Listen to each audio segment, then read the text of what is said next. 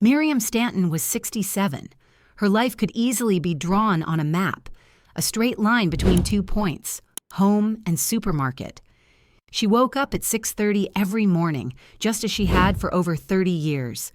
She turned on the kettle, unfolded the newspaper, and filled in crossword puzzles she never finished.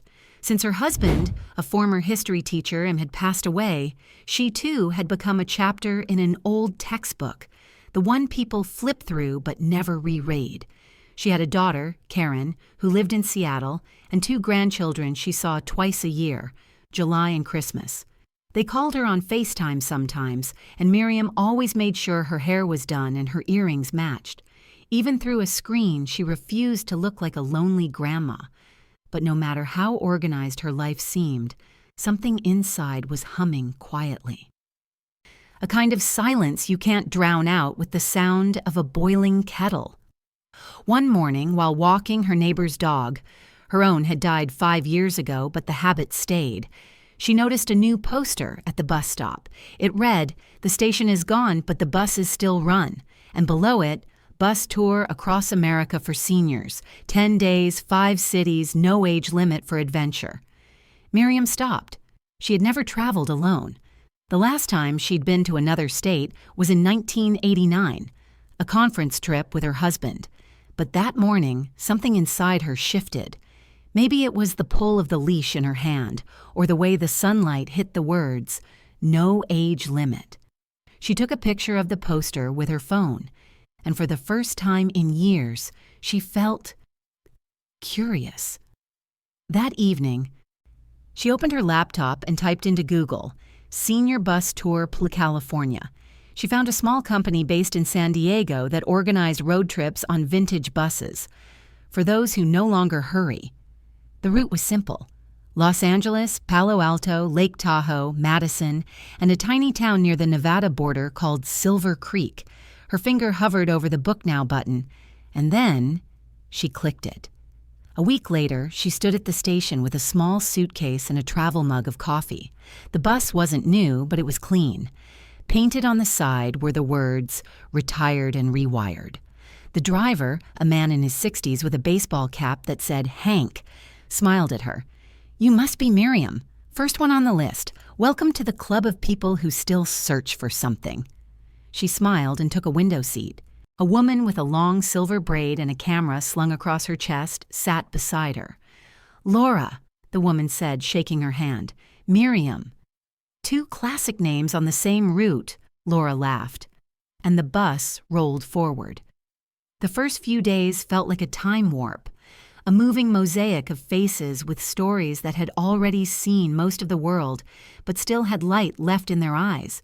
There was a retired sheriff from Texas who now wrote poetry, a blonde nurse from Florida who had spent her life saving others, and an old rock musician who played harmonica every time the bus descended a mountain road. And then there was Laura, filming everything. She said she was making a documentary about what aging looks like when it's not a shame to live. Miriam didn't talk much, but she listened carefully, as if every story was a thread pulling her back into life. On the 4th day, the bus stopped by a small coastal town. The group scattered into cafes and souvenir shops. Miriam wandered through narrow streets until she found a small cafe, one that wasn't on any Google map. No sign, no menu, no prices. Just the sound of jazz and the smell of cinnamon and sea salt. Behind the counter stood a man in a dark shirt, maybe 70, with hands that looked like they'd once played piano.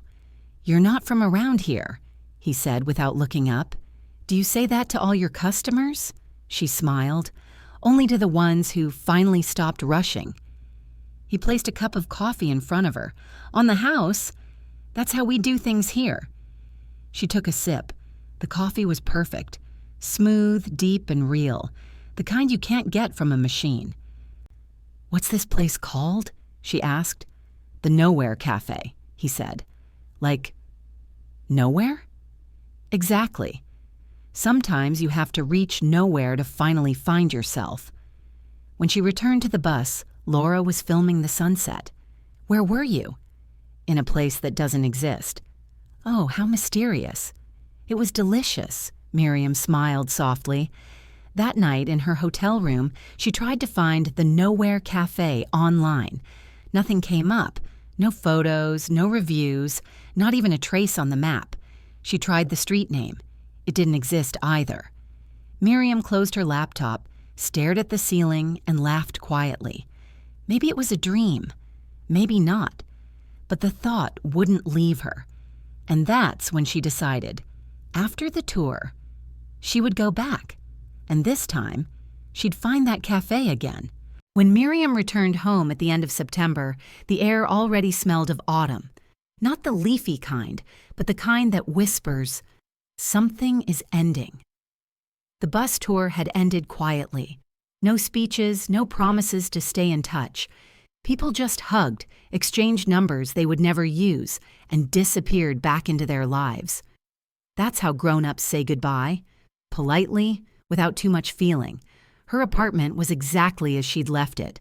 The books, the photos, the vase on the table, untouched, unchanged. She didn't even take off her coat. She just walked through the rooms, checking whether time had noticed her absence. Something was different, though. When she opened the window, the air carried the faint scent of cinnamon, the same smell that lingered in the Nowhere Café. That night, Miriam found the old paper map of the United States she'd bought for her husband decades ago. They'd once marked the states they planned to visit after retirement, but most of those pins had never left the box. She spread the map across the table. Her finger traced the line from Los Angeles up to the coast, the same area where the cafe should have been, and then she saw it, a tiny black dot that hadn't been there before, so faint she could have missed it. She reached for a magnifying glass and leaned closer, barely visible, written in fine print, Nowhere Café. She froze. A printing error? A trick of the light? It couldn't be real. But the ink shimmered like it wanted to be found. Her pulse quickened. She grabbed her phone and called Laura. "Hey," Laura answered, her voice crackling through the line. "Do you remember that cafe where we stopped? The one with no sign?" "Which one?" "We stopped in dozens." "No, the one with the musician behind the counter. The perfect coffee." "Miriam, I checked my footage from that day. There's nothing there." "What do you mean, nothing?" "You get off the bus, then a jump cut, and you're already walking back. The cafe isn't on film, no man, no music, just you." Miriam didn't speak. She just listened to the silence between the words. "Maybe you imagined it," Laura added softly. "You've always had a talent for making things sound magical." "Maybe," Miriam said with a small smile, but deep inside, she knew she hadn't. That night, she couldn't sleep. A faint sound echoed in her head, the hum of jazz and the clink of a cup against porcelain. And when she finally drifted off, she dreamed of that same stretch of coast, covered in fog, waiting. At dawn, she walked into the kitchen. The map was still on the table, but now there was a circular brown stain right over Nowhere Café, as if someone had placed a hot coffee cup there during the night. Miriam stared at it for a long time. Later that morning, she went to the public library. Her husband used to say, "If something doesn't exist, check the archives." The librarian was a young woman named Alicia, the kind of person who looked like she'd read every book but still believed in fairy tales. "Nowhere Café?" Alicia repeated. "That's unusual. But let's see what we can dig up." They dove into old catalogs and microfilms, flipping through yellowed newspapers. After an hour, Alicia gasped softly and pointed to a tiny column in a 1984 issue of the Silver Bay Times.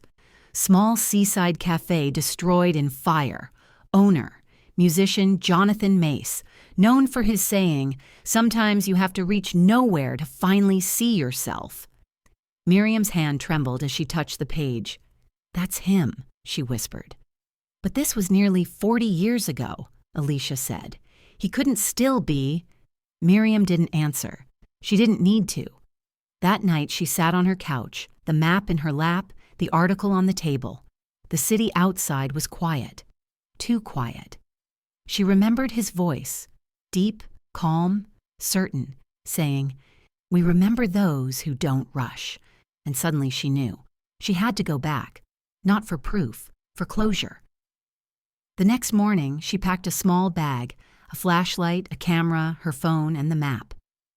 On a notepad, she wrote a short message for her daughter. "I've gone to see the ocean. Don't worry. If I don't come back, it was worth it." Then she left. The road stretched endlessly ahead. She drove through towns she didn't recognize, gas stations where nobody had heard of Silver Bay. The GPS blinked, glitched, then gave up entirely. So she followed the paper map. And the closer she got to the coastline, the darker that small black dot became, as if the ink itself was guiding her. At last, the navigation screen blinked one final message. "You have arrived." But there was nothing. Only a vast empty beach and the sound of waves breaking against rock. Then, faintly, under the wind, came the sound of music. A familiar tune. Jazz. Miriam followed the sound through the mist, and there it was, a small wooden sign swinging in the wind, barely holding onto its chain, the Nowhere Café. She stepped forward. The door opened before she touched it. Inside, the air was warm, filled with the smell of cinnamon and coffee, and behind the counter stood the same man in the same dark shirt. This time, when he looked up, he smiled. "You kept your promise," he said softly, "and I never forget the ones who didn't get to say goodbye." Miriam took a breath, and for the first time in years, she didn't feel alone. Silver Bay was unlike any place Miriam had ever seen. It wasn't on any map, but it felt strangely familiar, as if she had dreamed about it once and forgotten until now. The streets curved like memories, narrow, uneven, and full of echoes. The wooden houses leaned toward the ocean, as if listening. The lamplight flickered at night but never went out. When she first stepped outside the Nowhere Café, she realized something remarkable. The air there carried not only the scent of salt and cinnamon, but also stillness, a kind of peace that wrapped around her shoulders like an old shawl. The café had become her anchor. Every morning the door opened by itself, softly, as though greeting her by name, and there he was, Jonathan Mace. He always wore the same dark shirt. His hands, though wrinkled, moved with grace, the kind that belongs to people who used to create music rather than noise. When he smiled, it wasn't a gesture. It was understanding. "You came back," he said. "Was I supposed to stay away?" she replied. "No," he said, handing her a cup. "This place remembers those who return." The coffee was perfect again, just like before. The flavor grounded her, as though every sip reminded her she still belonged somewhere. "How long has this cafe been here?" she asked. Jonathan thought for a moment. "Long enough for those who need it," he said. "We don't count years here. We count stories." He turned to refill another cup and added quietly, "And yours isn't finished yet." Outside, Silver Bay shimmered under a fog so gentle it looked painted. Every sound, the creak of a pier, the flap of sails, the whisper of waves, seemed alive. People passed by and nodded to her, not strangers, but souls who seemed to know. By the afternoon, Miriam began to see a rhythm in the town. There was an old woman who left a scarf on the same bench each morning. For whoever needs warmth. A fisherman who tied tiny knots in string and left them in jars. For luck. And children who drew chalk boats on the sidewalk, erasing them only when someone smiled. Nobody asked why. Here, small acts meant something. That evening, she returned to the cafe. Jonathan was moving chairs, but when he saw her, he nodded toward the counter. "Ever made coffee for someone else?" "For guests. Not like this." "Then let's fix that." He showed her how to listen to the grinder, not the sound, but its rhythm. How to hold the tamper, not with strength, but with patience. And how to pour the water. Not fast, not slow, just enough for the aroma to breathe. At first, she stumbled. The steam burned her fingers. But by the third try, she smiled, and Jonathan said, "Now you're doing it right. You're letting your hands remember." Days turned into a kind of melody. Miriam woke to the sound of gulls and the low hum of the ocean. She started keeping a notebook, not for memories, but for moments. Morning fog softer than milk. Boy with paper boat wrote the word hope on it. Coffee that tastes like forgiveness. She didn't realize it yet, but the act of writing was slowly pulling her back to life. One afternoon, a young woman entered the cafe, soaked from the rain, hair tangled, eyes red from crying. "I lost my mother's pendant," she said shakily. "They told me, if something disappears between, I should come here." Jonathan nodded at Miriam. "This one's yours," he said gently. "Mine?" she asked. "You've learned how to find what's been misplaced." Miriam smiled nervously and handed the woman a towel. "Tell me what happened," she said. The girl's words spilled out like rainwater, a walk by the pier, a moment of warmth, the pendant slipping from her neck, a green drop-shaped stone that her mother used to call a piece of the sea. Miriam listened carefully, then she walked outside, barefoot to the edge of the pier, and there, half buried in wet sand, glimmering faintly in the gray light, lay the pendant, not lost, waiting. When she returned, the girl was crying, but her face glowed with relief. "How did you know where to look?" "The tide here doesn't take what still belongs," Miriam said softly. The girl left the cafe lighter than when she came. On the counter, she placed a single sky-blue button. "From my mom's coat," she whispered. "It smelled like peaches." Miriam placed it beside the others. Every item had its own story now. Seashells, coins, paper notes, feathers, a small museum of unfinished emotions. That night, Miriam couldn't sleep. She stood at the window of her tiny upstairs room and looked out at the sea. It didn't look dangerous anymore. It looked alive, like something that wanted to teach her, not test her. She realized she hadn't thought about age or loneliness for days. Here, neither existed. Only presence did. The next morning brought a heavy storm. Wind howled like an orchestra tuning up before a grand performance. But the people of Silver Bay didn't run. They came to the cafe, soaked, laughing, carrying whatever pieces of their lives the storm hadn't taken. Miriam and Jonathan brewed coffee for everyone. The warmth of the cafe pulsed like a heartbeat. And outside, the sea roared. Not in anger, but in memory. That night, when the storm ended, the town was quiet again. Miriam stepped outside and saw what the waves had left behind.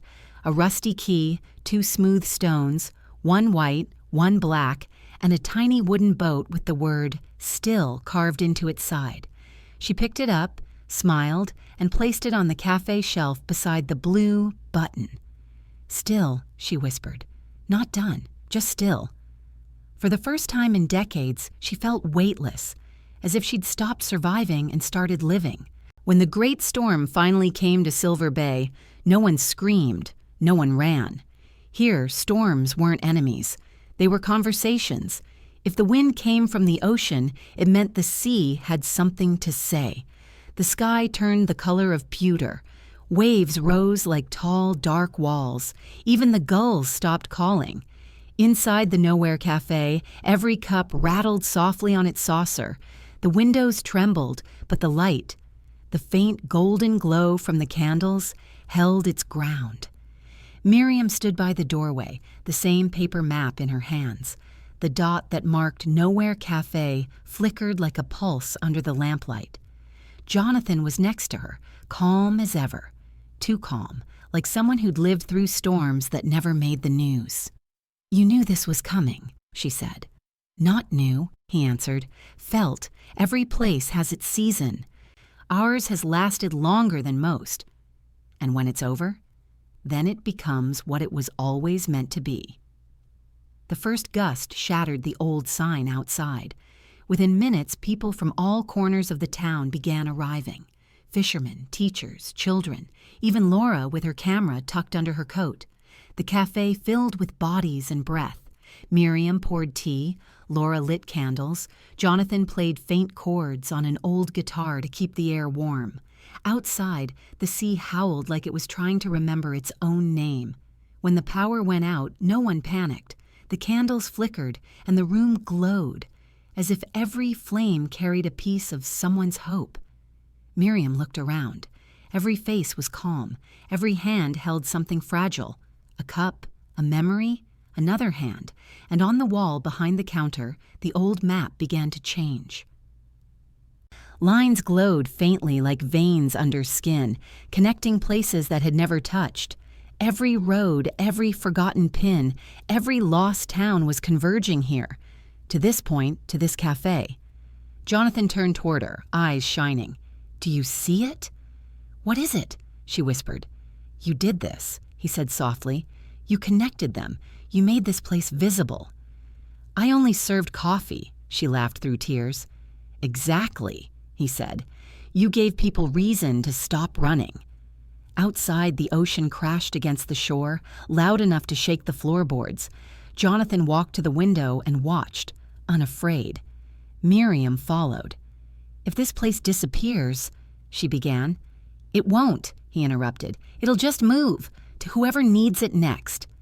The wind roared so loud that it drowned out their voices, but still, they stayed by the window, her hand on the glass, his on the frame.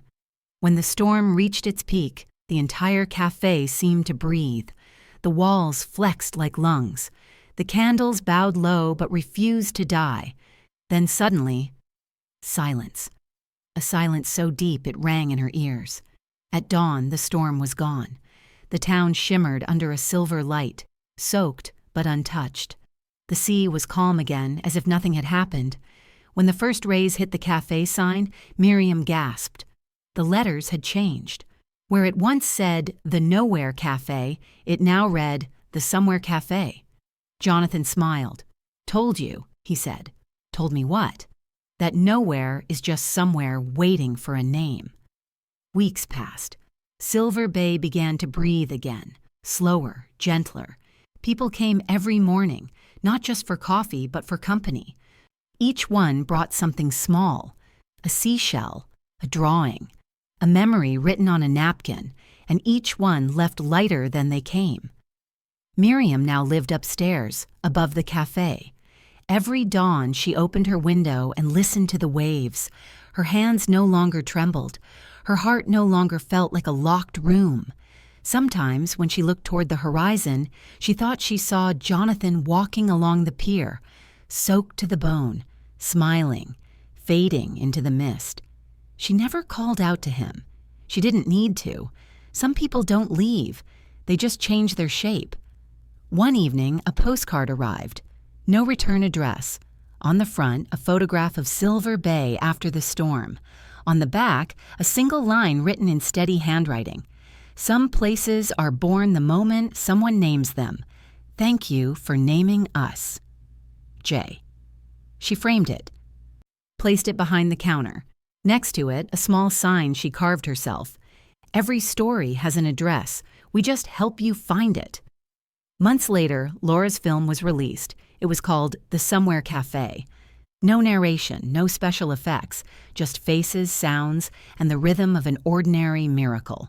The comments poured in. "This feels like my mother's story.